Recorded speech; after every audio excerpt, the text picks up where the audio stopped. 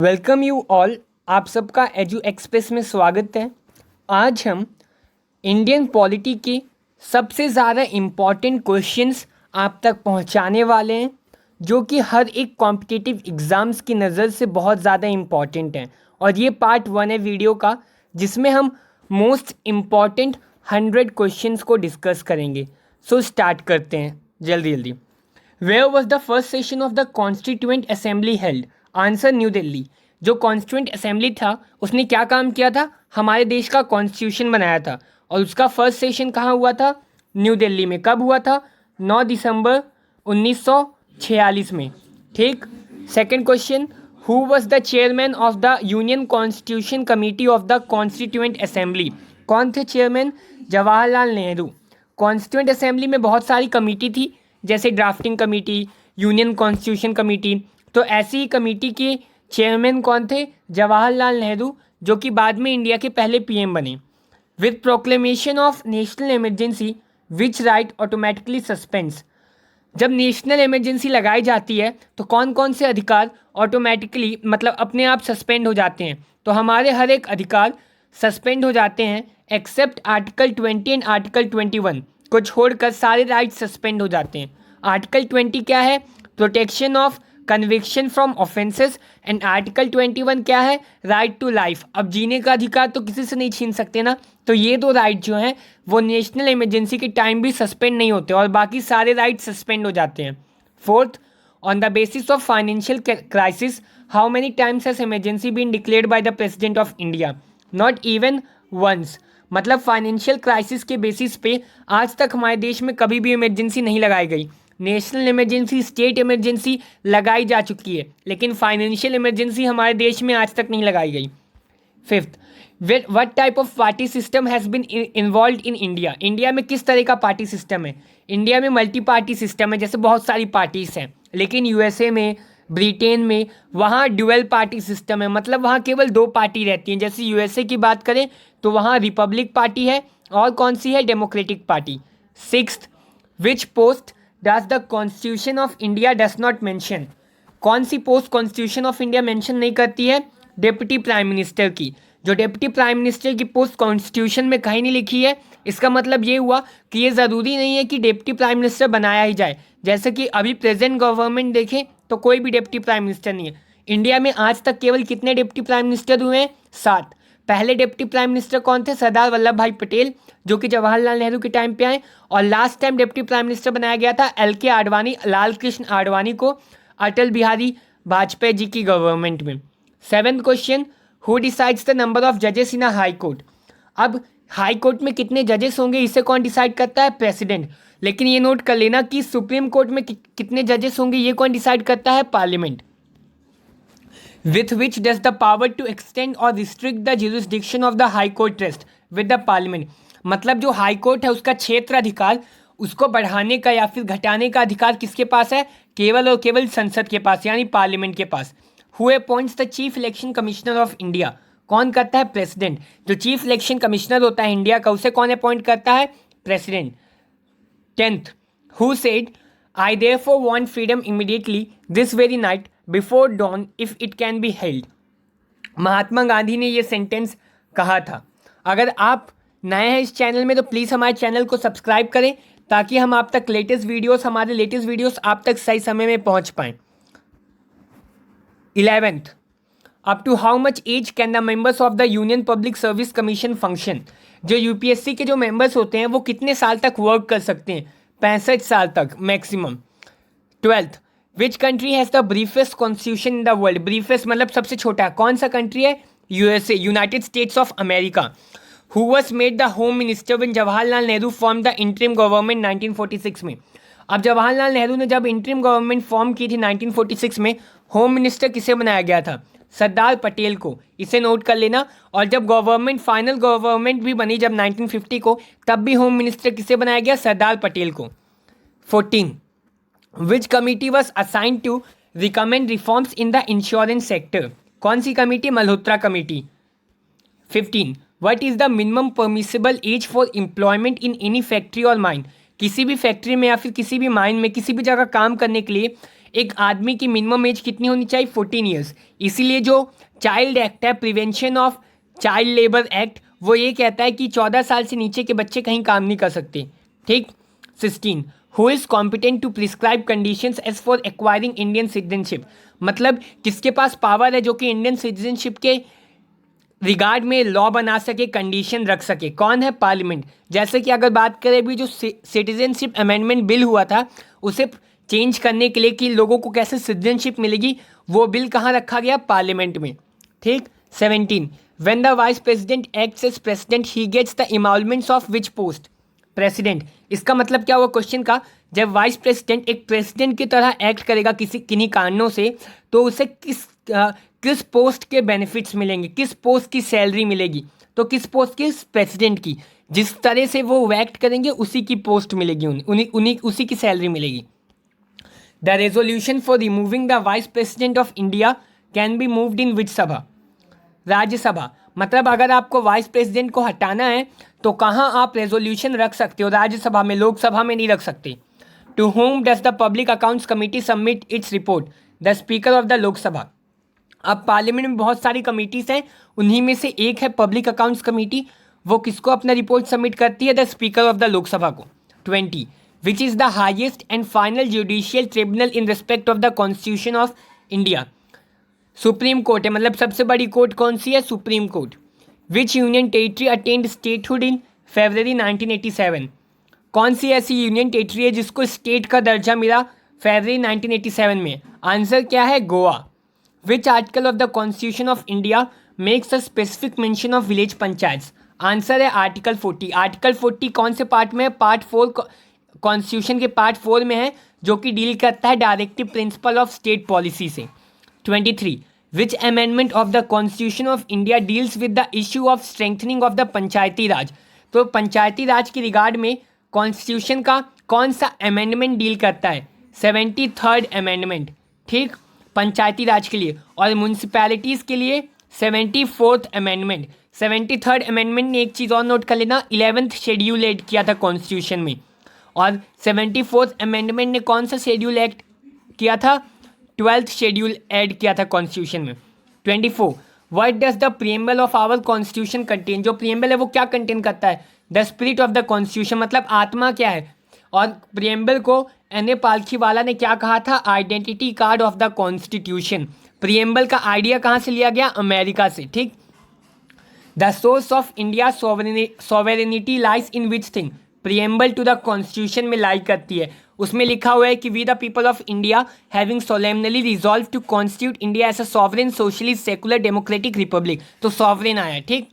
26, when the vice president acts as president he gets the emoluments of which post, president. ये हो चुका है, repeat किया मैंने क्योंकि इंपॉर्टेंट है ये। 27, in India the concept of single citizenship is adopted from which country, England. Single citizenship से मतलब क्या है कि हर एक आदमी की केवल एक सिटीजनशिप होगी, लेकिन अगर बात करें यूएसए की तो वहाँ ड्यूअल सिटीजनशिप होती है, मतलब अगर आपको अमेरिकन सिटीजनशिप मिलेगी और आप जिस स्टेट के हो उस स्टेट की भी सिटीजनशिप मिलेगी, लेकिन इंडिया में सिंगल सिटीजनशिप है, स्टेट सिटीजनशिप नहीं होती। जैसे अगर आप एमपी के हो तो एमपी के लिए अलग से सिटीजनशिप नहीं होगी। फिर उसके बाद 28, और ये कहाँ से लिया गया है, ये कॉन्सेप्ट इंग्लैंड से लिया गया है। 28, in which year was the first no confidence motion moved in the Lok Sabha after independence, तो नो कॉन्फिडेंस मोशन पहली बार कब मूव किया गया था लोकसभा में, 1963 में। किसने किया था, आचार्य कृपलानी ने, आचार्य कृपलानी जी ने किया था। किसके खिलाफ किया था, जवाहरलाल नेहरू के खिलाफ। कब किया था, इंडो चाइना वार के बाद। From where can a member of parliament claim immunity, member of parliament MP से उन्होंने किन केसेस से इम्यूनिटी प्रोवाइड होती है, सिविल केसेस से। With which the executive power relating to concurrent subjects remain, the centre and the state both. 3 लिस्टें हमारी, कौन कौन सी लिस्ट है, पहला है यूनियन, फिर स्टेट लिस्ट है, फिर कॉन्करेंट लिस्ट है।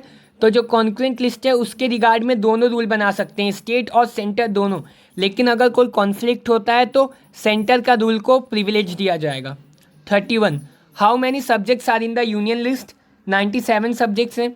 Bye which committee was mandal panchayat recommended, Ashok Mehta committee के रिकमेंडेशन में मंडाई पंचायत रिकमेंड किया गया था।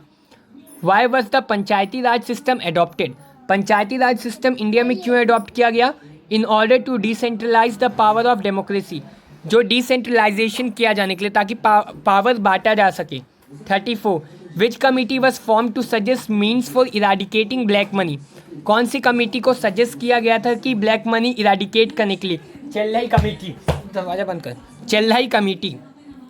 35 why was the president of the constituent, who was the president of the constituent assembly, कौन था? डॉक्टर राजेंद्र प्रसाद। पहले प्रेसिडेंट कौन थे? सच्चिदानंद सिन्हा, लेकिन वो केवल एक इनफॉर्मल थे। बाद में कौन हो गए हैं परमानेंट? डॉक्टर राजेंद्र प्रसाद। और नोट करना ये कि डॉक्टर राजेंद्र प्रसाद कांग्रेस के भी प्रेसिडेंट रह चुके हैं, कॉन्स्टिट्यूएंट असेंबली के भी प्रेसिडेंट रह चुके हैं और बाद में देश के भी प्रेसिडेंट बने। 36 which directive principle of state policy has not been implemented so far, कौन सी? Uniform civil code. जो डायरेक्टिव प्रिंसिपल है उसमें बहुत सारे डायरेक्टिव प्रिंसिपल्स हैं, उसमें से एक है यूनिफॉर्म सिविल कोड हर एक सिटीजन्स के लिए, लेकिन ये वाली जो डायरेक्टिव प्रिंसिपल है आज तक इम्प्लीमेंट नहीं हुई, लेकिन गवर्नमेंट काम कर रही है इसे इम्प्लीमेंट करने के लिए। यूनिफॉर्म सिविल कोड से मतलब है कि सब के लिए एक समान नियम। 37 which amended accorded precedence to directive principles over fundamental rights, कौन से अमेंडमेंट ने किया था? Precedence 42nd amendment. In an atom the order of filling of the orbital is govern by which principle, aufbau principle. ये थोड़ा chemistry का है, GK में आ चुका है एक बार ये question. 39 which agency has the power to declare any industrial unit as a potentially sick unit, किस एजेंसी के पास पावर है कि वो किसी भी इंडस्ट्रियल यूनिट को पोटेंशियली सिक यूनिट डिक्लेयर कर सकता है? BIFR। BIFR का फुल फॉर्म क्या है? Board of industrial and financial reconstruction. 40 who is authorise to decide over the dispute regarding disqualification of a member of parliament? President. अगर कोई dispute है regarding disqualification of MP तो कौन decide करेगा? President. 41 the Lok Sabha is called in session for at least how many times in a year, मतलब लोकसभा के कम से कम एक साल में कितने सेशन होने चाहिए? 2 सेशन होने चाहिए। वैसे लेकिन होते कितने हैं? नॉर्मली 3 सेशन होते हैं। कौन कौन से? मॉनसून, विंटर और बजट सेशन। और क्यों कम से कम ट्वाइस होने चाहिए? क्योंकि लोकसभा के 2 सेशन के बीच गैप कितना रह सकता है? ज़्यादा से ज़्यादा 6 महीने। तो 6 महीने अगर गैप रहेगा तो कम से कम 2 बार सेशन हो जाएंगे। When can the salaries of high court जजेस बी रिड्यूस, जो सैलरी से हाई कोर्ट जजेस की किस कंडीशन पे, कैसी सिचुएशन पे कम की जा सकती है? During a financial emergency. और ये चीज़ कहाँ लिखी गई है? आर्टिकल 360 में। वैसे जो हाई कोर्ट जजेस हैं उनकी सैलरी कहाँ से जाती है? कंसोलिडेटेड फंड ऑफ इंडिया से। 43 by whom are the chief justice and the जजेस of a high court are appointed, president appoint करते हैं on the advice of prime minister, on the advice of cabinet ministers and chief justice of supreme court. Who was the first speaker of the Lok Sabha? Ganesh Vasudev Mavalankar. पहले speaker कौन थे? Ganesh Vasudev Mavalankar. 45 which is the state having the largest population of scheduled caste? Uttar Pradesh. Uttar Pradesh में सबसे ज़्यादा Lok Sabha seats हैं, उत्तर प्रदेश में सबसे ज़्यादा पॉपुलेशन है, उत्तर प्रदेश में सबसे ज़्यादा शेड्यूल कास्ट की भी पॉपुलेशन है। Which country has the briefest constitution in the world? USA repeat हो चुका है। Biggest union territory of India? Ladakh. इसको नोट करने वाली बात है, पहले कौन थी? जब तक आर्टिकल 370 को रिपील नहीं किया गया उससे पहले अंडमान एंड निकोबार आइलैंड था, लेकिन अब बिगेस्ट यूनियन टेरिटरी कौन सी है इंडिया की? लद्दाख है। और लद्दाख जो है इंडिया का सबसे बड़ा डिस्ट्रिक्ट भी है, इसे भी नोट कर लेना। 48 who was the chairman of the drafting committee of the Indian constitution? जो ड्राफ्टिंग कमेटी थी उसके चेयरमैन कौन थे? Doctor BR Ambedkar. How long did the constitution take to finally pass the constitution, मतलब कॉन्स्टिट्यूशन को पास होने में कितने दिन लगे? बनने में, पास होने में कितने टाइम लगे? लगभग 3 साल। एग्जैक्ट बात करें तो कितने साल लगे, कितने दिन लगे? 2 साल 11 महीने 17 दिन। और स्टार्ट कब से हुआ था बनना? दिसंबर 9, 1946 को। 50 which type of right is right to information? Right to information कैसा राइट है? एक फंडामेंटल राइट है। RTI एक्ट कब आया था? 2005 में। Meghnad Saha is known for his contribution in which field? Physics. Meghnad Saha ने अपने फिजिक्स में बहुत बड़े बड़े कॉन्ट्रीब्यूशन दिए। Which right conferred by the constitution of India is also available to non citizens? कौन सा राइट नॉन सिटीजन्स को भी अवेलेबल है? Freedom to speech. What is the minimum age for election और appointment as a member of the Rajya Sabha? अगर आपको appointed होना है या फिर इलेक्टेड होना है राज्यसभा में तो मिनिमम एज कितनी होनी चाहिए? 30 ईयर्स। कितने लोग अपॉइंटेड होते हैं राज्यसभा में? केवल 2 लोग। कौन करता है? President. 54। What is the minimum age for being the member of the parliament? Member of the parliament का मेंबर बनने के लिए minimum age 25 years. What is the maximum number of elected members in a state assembly? 500। तो 500 से ज़्यादा किसी भी state assembly में, किसी भी विधान परिषद विधानसभा में सीट नहीं हो सकती। By whom are zonal council provided? By parliamentary act. By whom was an interstate council set up in 1990 under Article 263 of the Constitution? President ने सेटअप किया था interstate council। 58. How many votes are entitled for members of the UN Economic and Social Council? तो हर एक किसी को कितने vote दिए जाते हैं? केवल और केवल 1 vote. On which date India became a sovereign democratic republic? 26 जनवरी 1950 को। इस दिन इंडिया जो है रिपब्लिक डे भी मनाता है। What is the present strength of members in the Economic and Social Council of the UN body? Present strength कितनी है? 54. Which act made the Indian legislature bicameral? Government of India act 1919। Bicameral मतलब 2 तरह के, जैसे लोकसभा, राज्यसभा, विधानसभा, विधान परिषद। सो कौन सा act किया था ऐसा? Government of India act 1919। What is the duration of proclamation of financial emergency? At first instance 2 months, उसके बाद उसे बढ़ाया जा सकता है। During the proclamation of national emergency, which articles cannot be suspended? Article 20 and Article 21 repeat हो चुका है। Article 21 protection of conviction for offences and Article 21 right to life. Where can the report of the UPSC discuss? UPSC की जो report है वो कहाँ discuss की जा सकती है? पार्लियामेंट में डिस्कस की जा सकती है before being accepted. 65. To whom is the resignation letter of a state public service commission member addressed?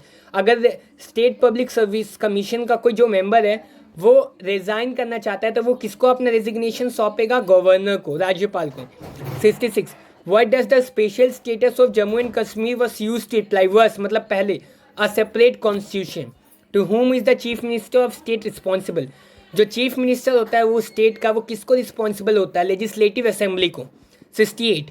What is the source of maximum income to panchayati raj? जो मैक्सिमम इनकम होती है पंचायती राज का, उनका सोर्स क्या होता है? Government grant. जो गवर्नमेंट उन्हें प्रोवाइड करती है वही उनकी मैक्सिमम इनकम है। What is at the apex of 3 tier Panchayati Raj? Panchayati Raj system 3 tier system है। उसमें एपेक्स मतलब सबसे ऊपर कौन आता है? जिला परिषद। सबसे नीचे क्या आता है? ग्राम panchayat.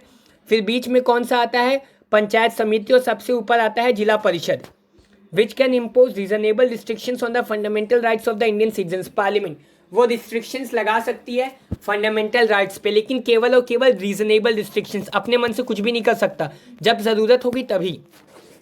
The fundamental right to property has been deleted by which amendment act? पहले जब कॉन्स्टिट्यूशन बना था हमारा तो जो राइट टू प्रॉपर्टी थी वो फंडामेंटल राइट थी, लेकिन बाद में इसे हटा दिया गया। कौन से अमेंडमेंट के तहत? 44th amendment. ठीक, 44th अमेंडमेंट के तहत उसे हटा दिया गया। और राइट टू प्रॉपर्टी अब एक लीगल राइट है लेकिन फंडामेंटल राइट नहीं है। 72. Which were the patrons of Sangam and assembly of Tamil poets? जो पैट्रॉन्स थे संगम के वो कौन थे? वो पांड्या थे। To whom the vice president's letters of resignation is to be address? अगर वाइस प्रेसिडेंट रिजाइन करना चाहते हैं तो वो किसे लेटर लिखेंगे? प्रेसिडेंट को। और अगर प्रेसिडेंट रिजाइन करना चाहते हैं तो वो किसे लिखेंगे? वाइस प्रेसिडेंट को। On which basis Montagu Chelmsford reform formed? Government of India act 1990। ठीक, who has the authority to remove the vice president from his office before the expiry of his term? Parliament के पास authority है कि वो हटा सकती है। Parliament एक अल्टीमेट पावर उसके पास, वो चाहे तो चीफ जस्टिस को हटा दे, वो प्रेसिडेंट को भी हटा सकती है, लेकिन ये प्रोसेस बहुत ज़्यादा कॉम्प्लेक्स होते हैं और आज तक हमारे देश में किसी को ऐसे हटाया नहीं गया है। 76. When was intergovernmental authority on the development come into existence? 21 मार्च 1996 को ये एक कमिटी थी। ये कब आई थी? 21 मार्च 1996 को। How can a major portion of the constitution be amended by 2/3 majority? तो अमेंडमेंट भी बहुत तरीके से किए जा सकते हैं। उनमें से सबसे जो मेजर पोर्शन है कॉन्स्टिट्यूशन का वो किस तरीके से अमेंड किया जा सकता है? 2/3 मेजॉरिटी के साथ। ठीक, when was the lake chart basin commission founded? 22 में 1964 को। लेक चार्ट एक लेक का नाम है जो कि कहाँ है? साउथ अफ्रीका में है। ये एक बार पूछा जा चुका है। Which constitutional amendment ban the floor crossing in parliament? 52nd amendment ने कॉन्स्टिट्यूशन अमेंडमेंट ने फ्लोर क्रॉसिंग को बैन किया था। अब 52nd अमेंडमेंट को भी क्या बोलते हैं, एंटी डिफेक्शन लॉ। अब ये फ्लोर क्रॉसिंग का मतलब ये हुआ कि अगर आप समझ लो आप बीजेपी से इलेक्टेड हुए, बीजेपी पार्टी का नाम लेके आप जीते हो इलेक्शन, अब जब आप पार्लियामेंट में पहुंच गए तो अब आप कांग्रेस का साथ दे रहे हो, तो इसको बोलते हैं फ्लोर क्रॉसिंग। फ्लोर क्रॉसिंग मतलब पार्टी का अदला बदली। तो इसे बैन किया था 52nd अमेंडमेंट ने, और इसी को क्या बोलते हैं, एंटी डिफेक्शन लॉ। और इस अमेंडमेंट ने इंडियन कॉन्स्टिट्यूशन में एक नया शेड्यूल ऐड किया था। उस शेड्यूल का नाम क्या है, 10th शेड्यूल। ठीक, when the constitution of India design to work as a unitary government. हमारा देश हमारा गवर्नमेंट कैसी है, फेडरल गवर्नमेंट है, लेकिन कैसी सिचुएशन में इंडिया जो है एक यूनिटरी गवर्नमेंट की तरह एक्ट करेगी, इमरजेंसी के टाइम पे।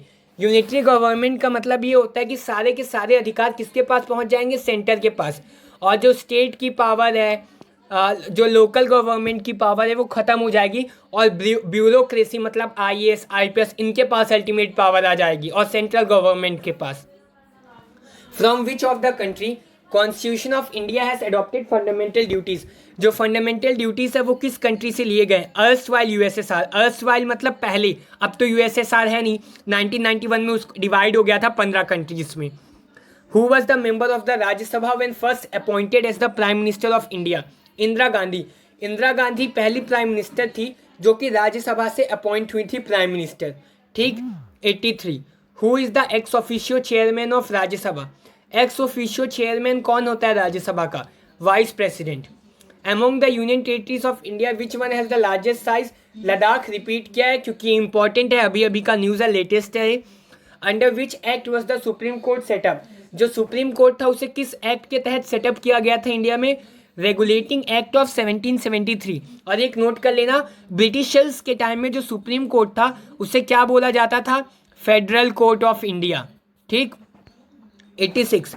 विच जज of the supreme court was unsuccessfully sought to be impeached, justice Ramaswami. Impeach मतलब हटाए जाने की कोशिश की गई थी, एक अनसक्सेसफुल कोशिश थी, मतलब वो सक्सेसफुल नहीं हुआ वो कोशिश, और किस जज के खिलाफ वो किया गया था, justice Ramaswami. Which governor of Bengal committed suicide in 1774। तो बंगाल के कौन से गवर्नर ने सुसाइड कमिट किया था 1774 में, रॉबर्ट क्लाइव ने। Bouncing of cheque has become an offence, what is the punishment for the same. जो चेक का बाउंस है होना एक ऑफेंस बन गया, कितनी पनिशमेंट है, 6 महीने से लेकर 2 साल तक की सजा होती है उसमें। By whom is recognition to a political party accorded? By the election commission। मतलब कोई भी पॉलिटिकल पार्टी उसको रिकॉग्निशन, उसका सिंबल, उसका मतलब नाम कौन सेट करता है, इलेक्शन कमीशन। उसको रिकॉग्नाइज कौन करता है, इलेक्शन कमीशन।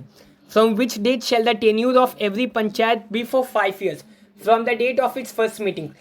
इसका मतलब ये हुआ कि जैसे अगर पंचायत इलेक्ट हो गई, लोगों ने इलेक्ट कर लिया, तो 5 साल के लिए उसका कार्यकाल है, तो वो 5 साल जो दिन है वो कब से स्टार्ट होगा, from the date of its first meeting. मतलब जिस दिन पहली दिन वो मिलेगी उसी दिन से 5 साल को गिना जाएगा। In which year was the constituent assembly which frame the constitution for independent India set up. जो कॉन्स्टिट्यूंट असेंबली थी जिसने कॉन्स्टिट्यूशन बनाया था वो किस साल सेटअप हुई थी, 1946 को। पहला सेशन कहाँ हुआ था, न्यू दिल्ली में हुआ था, 9 दिसंबर 1946 में। What are the total numbers of security council. जो यूएन की सिक्योरिटी काउंसिल है उसमें टोटल नंबर्स कितने हैं, 15, जिसमें से 5 जो हैं परमानेंट मेंबर्स है। कौन कौन से परमानेंट हैं, USA, UK, China, Russia, France. ठीक, 93। Who presided over the inaugural meeting of the constituent assembly of India, Sachchidananda Sinha, जो कि एक टेम्परेरी प्रेसिडेंट थे। 94। Between which a government is federal और unitary on the basis of relation.